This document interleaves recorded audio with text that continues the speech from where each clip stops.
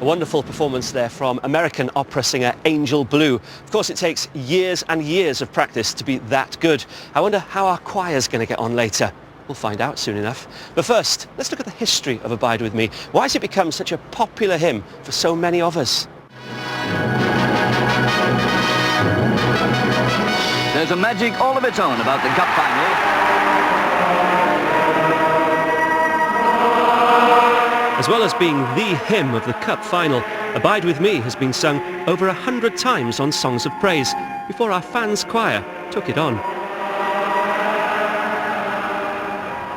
It's a far cry from the humble circumstances of its composition. Abide With Me was written here in the quiet Devon fishing town of Brixham, where even the church bells ring out the famous tune.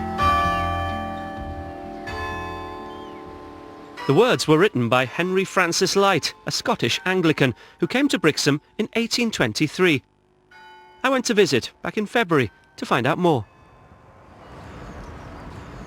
Henry Francis Lyte was the vicar here, and he actually lived in this house. Now, the story goes that as a young curate, he visited the deathbed of an old friend who kept repeating the phrase, "Abide with me." Well, it clearly struck a chord with Lyte and inspired him to write the famous hymn. That phrase, "Abide with me," was actually a misremembered quotation from the Bible, as church warden Bridget Cusack explained.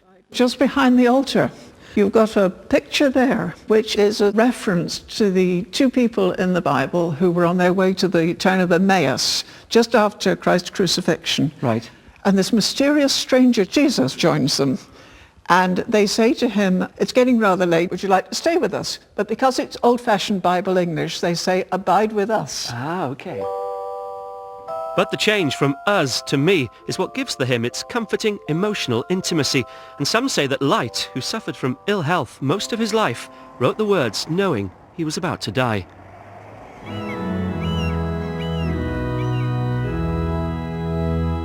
However, Lyte's words are only half the story.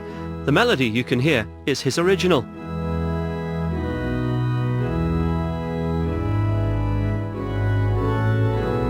It's amazing to think that he wouldn't have recognized the tune that now seems so fixed to his wonderful words. Lyte died just weeks after writing his most famous work. And it was another 14 years before London organist William Henry Monk wrote the tune we know so well as Eventide. With this gentle melody and words of comfort and hope, the hymn quickly struck a chord in the nation's heart. It was often sung by troops in the trenches of World War I and loved by the royal family, which of course is how it first came to be associated with the FA Cup. A favourite of King George V, 2 verses were added to the song sheet when he attended the final in 1927 and have been a fixture ever since.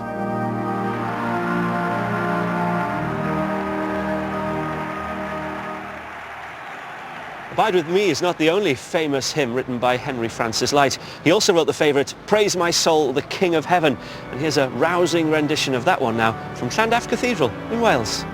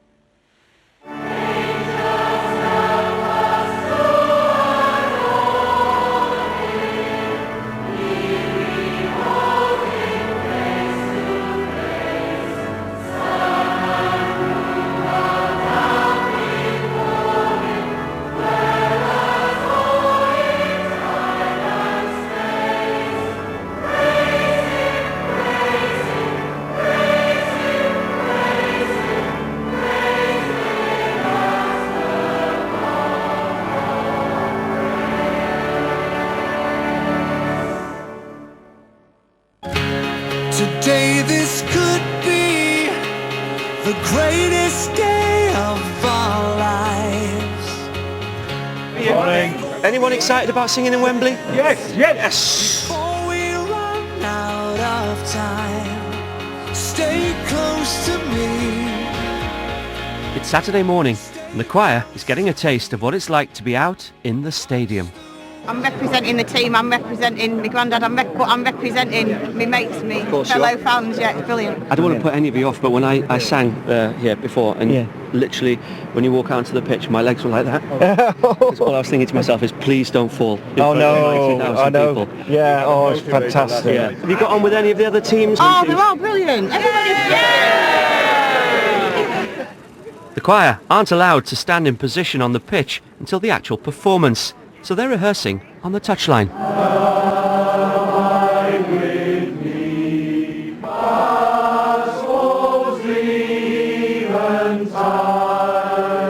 And you join us at a very exciting moment as the FA Cup fans choir practice tactics. They've formed into a loose, and I mean a very loose formation of soprano, alto, tenor and bass.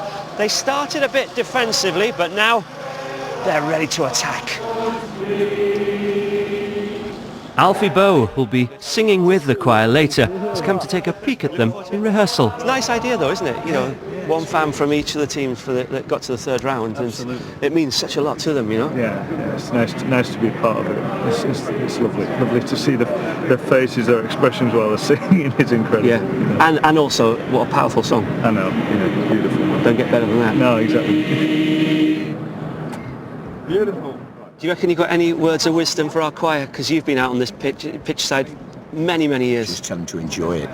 Because what you do is, when you do something like that, and like, I know what it's like to be nervous here, commentating, the trouble is it goes by so quickly, afterwards you think, oh, I wish I'd savoured that a little bit more. And players say that, don't they? Yeah. You know, it all went by in a flash. So what you've got to tell them is, enjoy the moment. Don't let it pass you by.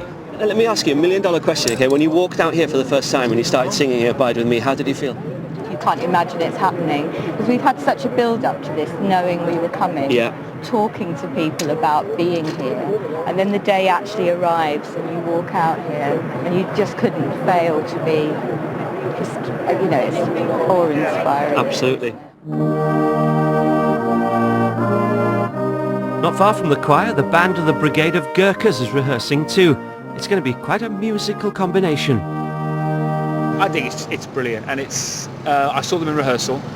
It's very good, and it's what a great day. Look at the smiles; they're all enjoying themselves. Are you ready for this on Songs of Praise, you lot? Come on! Sorry, I went a bit football there. Yeah, you did that. Come on! What a voice! But also, what they're singing, you know, it's a hymn that means such a lot to so many people. Exactly, yeah, and there is something in the words. They know what it means, and as they strike up in the background. Yeah. There will be people, probably me and you as well, tearing up as they hear it. And singing along. Well, exactly. And you can't help yourself, can you? Definitely it's not. part of what makes the FA Cup final so special, and this is a massive part of it. And back in the rehearsal room, there's just time for a last-minute team talk from a surprise visitor, the England manager, Roy Hodgson. Ladies and gentlemen, I've got someone to give you a little pep talk.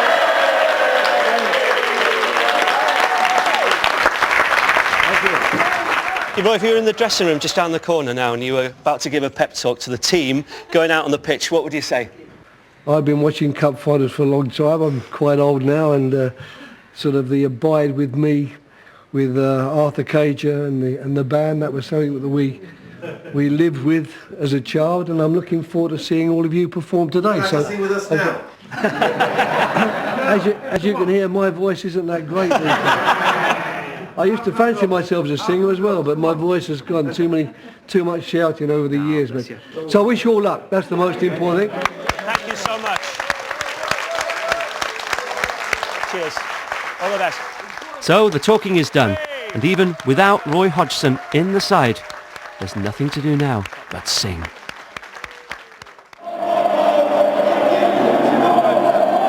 Well, the atmosphere is most definitely building here at Wembley, as you can probably see and hear behind me. The stage is set for our choir to perform Abide With Me.